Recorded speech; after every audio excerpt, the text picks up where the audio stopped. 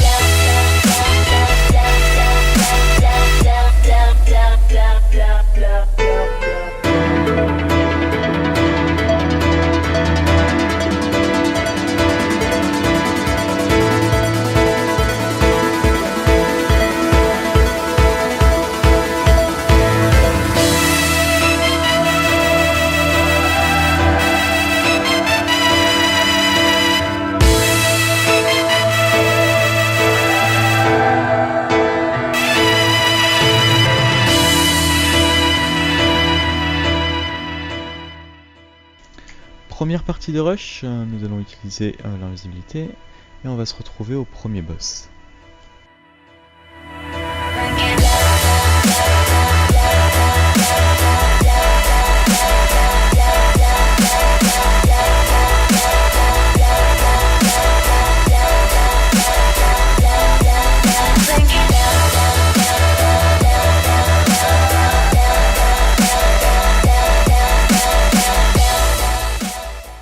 Premier boss, nous vous conseillons le renvoi de projectiles et des trucs qui permettent de se téléporter ou de courir vite, car lui-même va se téléporter entre les barils, comme vous voyez, les barils qui font du feu. Donc on vous conseille vraiment d'éviter ces barils de feu et le renvoi de projectiles parce qu'il y a ces boules qui renversent, qu'elles balancent de temps en temps, ainsi que des flèches de feu. À part ça, rien de spécial, vous pouvez la démonter très rapidement si vous le voulez, avec un très gros DPS.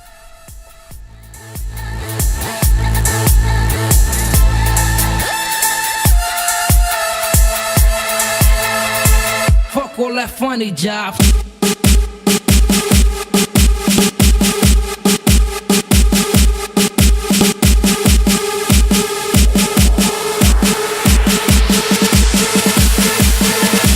Moving night like truckers when suckers see us, they duck us. Shoot.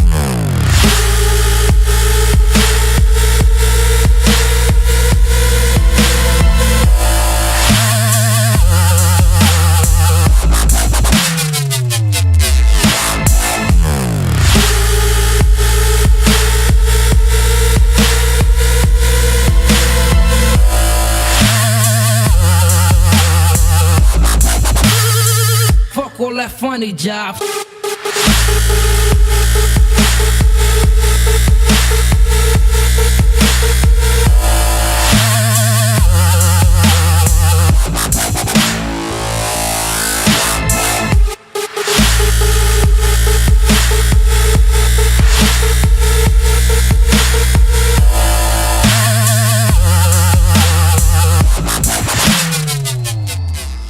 Nous voilà à l'armure golem. Normalement l'armure golem il faut rentrer dedans, une personne s'en occupe.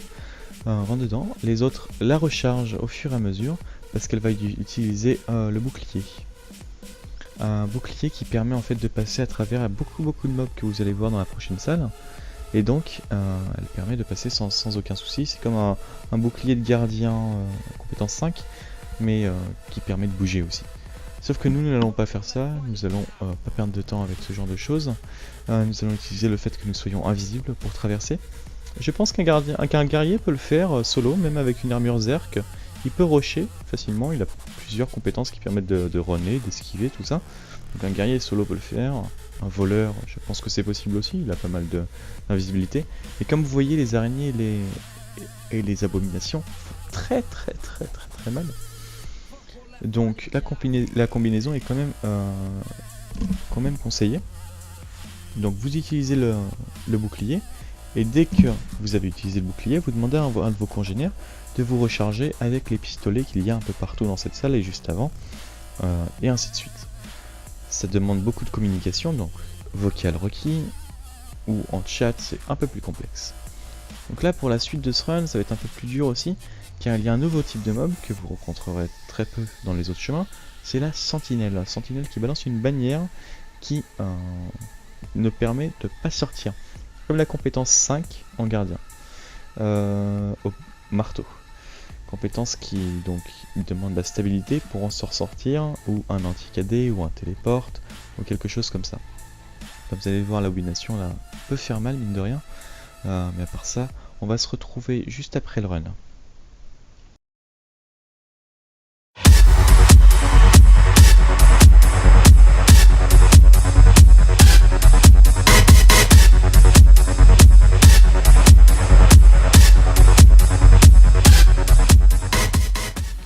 Et voilà, on a fait la première partie, il y a encore une deuxième partie de rush.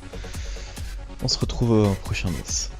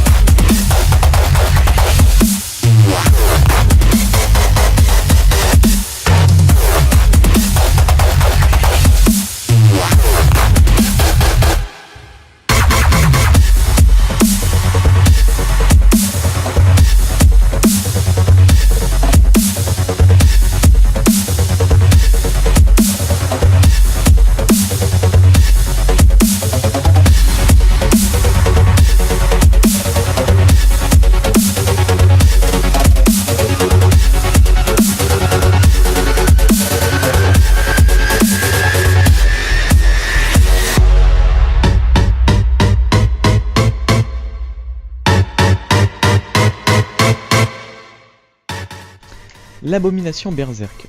L'abomination berserker est plutôt intéressante comme boss puisqu'elle a 2-3 attaques de rien qui font mal. La première c'est ce caillou là que vous allez voir. Un caillou qui fait beaucoup de dégâts, qui vous renverse pendant vraiment beaucoup de temps. La deuxième attaque c'est cette attaque là. Comme vous voyez, la zone apparaît uniquement après qu'elle ait utilisé cette attaque parce que l'animation en fait est très lente. Vous allez voir l'abomination sauter dans l'air. Si vous la voyez sauter dans l'air, écartez-vous, sinon vous allez vous prendre le KD.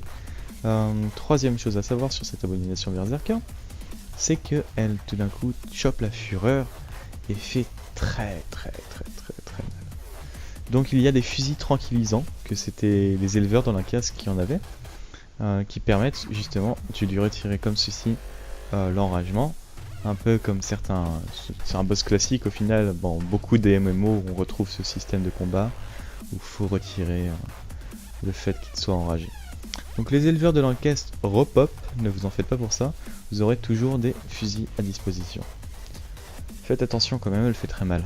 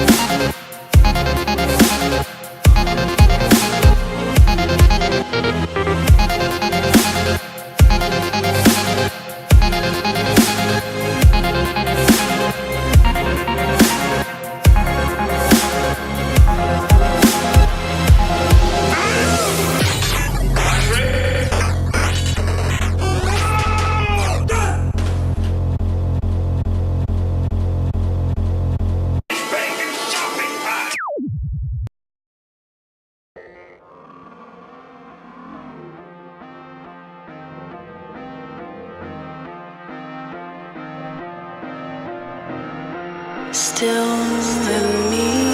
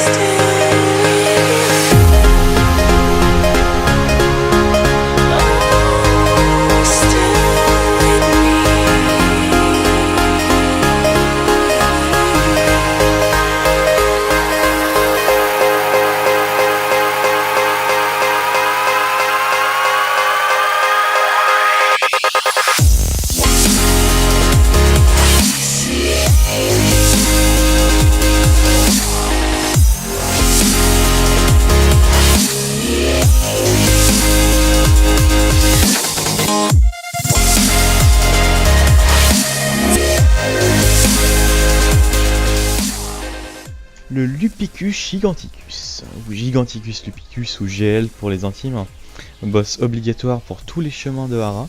Si vous voulez une strat pour permettre de le vaincre, regardez le lien qui s'affiche à votre écran maintenant, et on se retrouve juste après ce boss.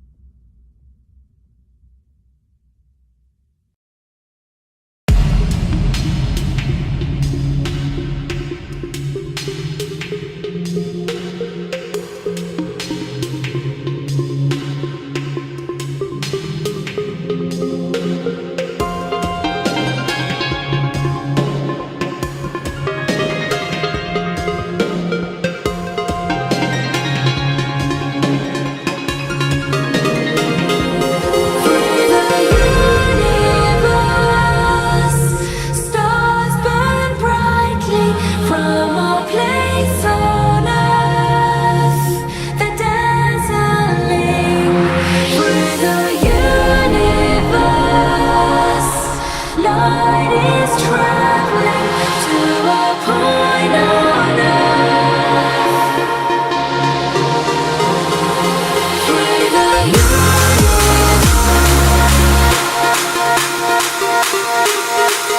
from a place on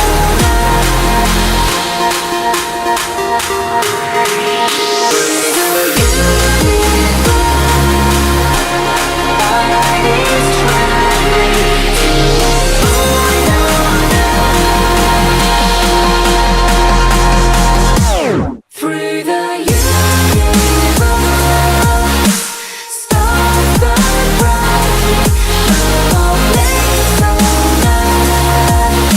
The dazzling through the universe,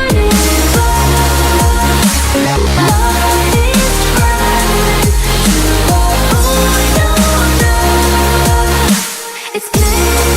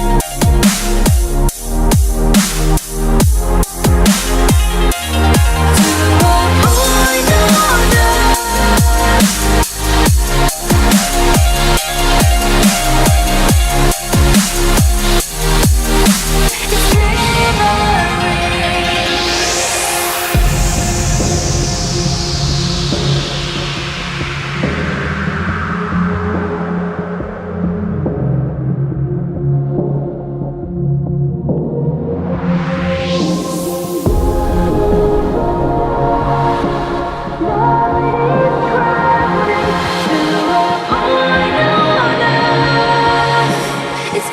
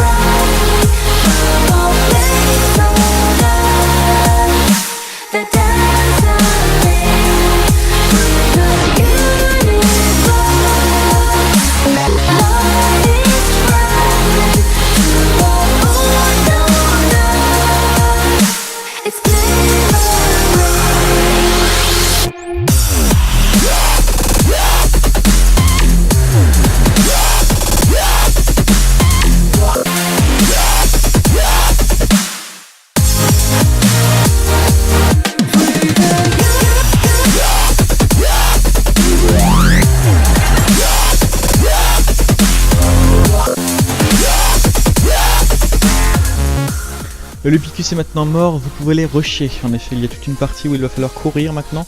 Vous n'êtes pas obligé de prendre tout le groupe, mais c'est conseillé. Nous sommes partis juste à deux. Vous allez voir pendant tout ce rush qu'il y a plutôt pas mal de trucs à connaître, comme des boosts de vitesse dans l'eau, ou alors des mines qui explosent une fois qu'on aura passé la partie aquatique. Ces mines explosent pour la personne qui se trouve juste derrière vous, donc si vous avancez à une vitesse convenable, vous ne vous prenez pas vos mines. Mais il y a des tourelles lance-filets qui vous attraperont et qui vous feront prendre ces mines. Il faudra faire donc très attention jusqu'à ce que vous arriviez au point de passage pour le débloquer pour le reste du groupe.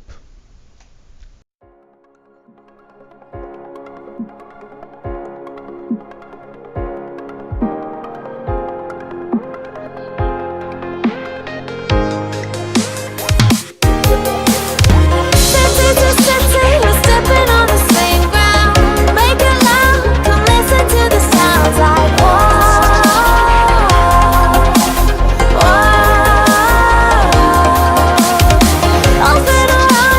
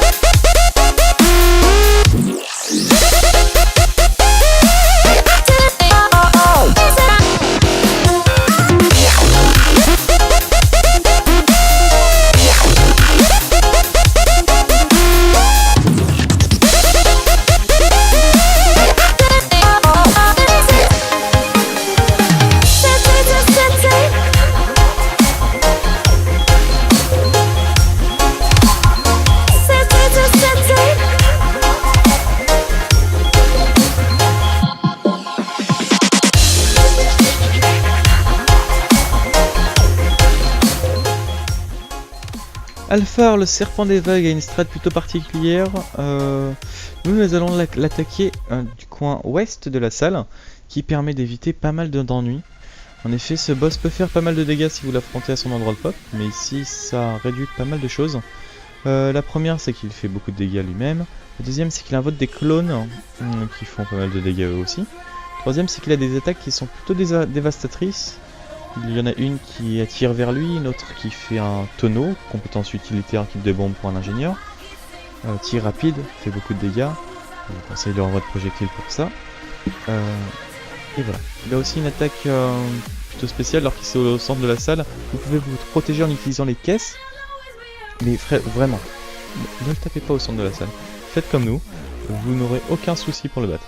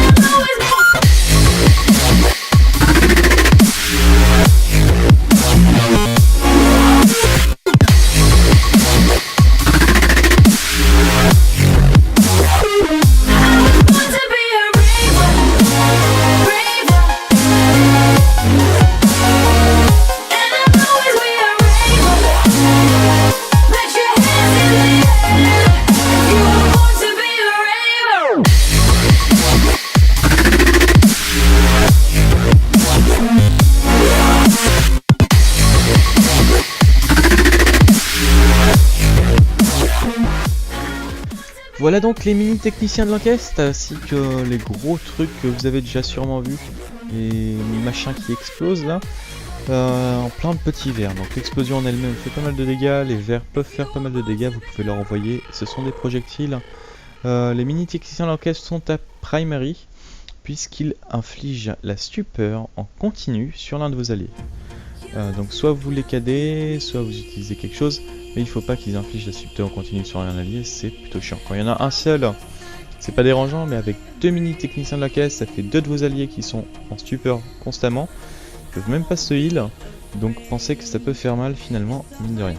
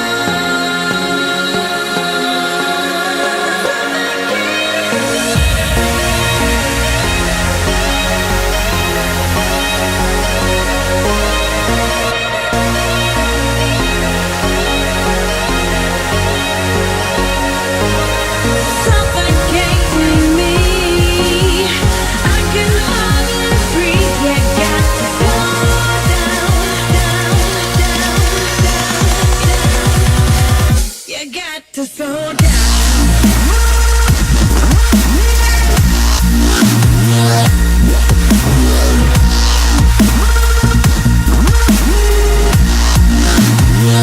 You got to slow down, down, down, down. You gotta slow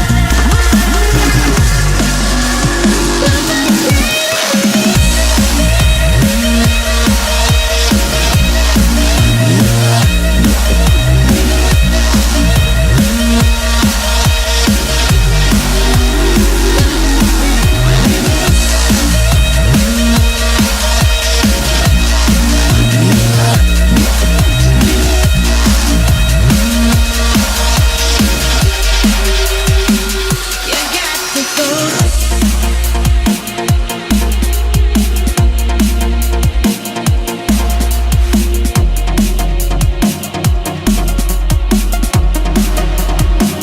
You got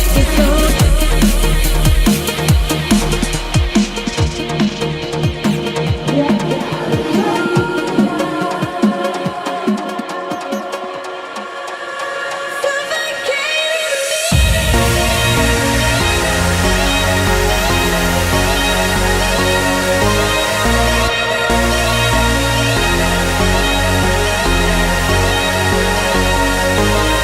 suffocating me.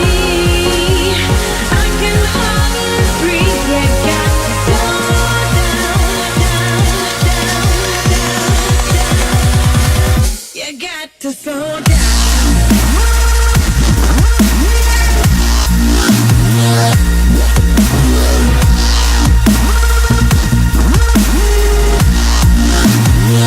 You got to slow down, down, down, down. You gotta slow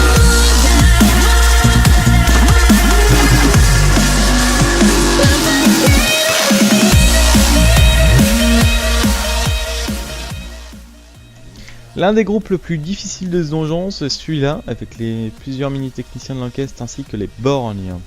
Les borgnes font beaucoup de dégâts à distance, comme je vous l'ai déjà dit. Donc, il faut se mettre proche des borgnes. Mais d'un autre côté, il y a le mini-technicien qui va vous mettre la stupeur en continu, donc vous ne pourrez pas bouger. C'est plutôt agaçant. Vous comprenez pourquoi. Donc, groupe difficile, faites attention. Comme vous voyez, ça va faire du spike un peu partout.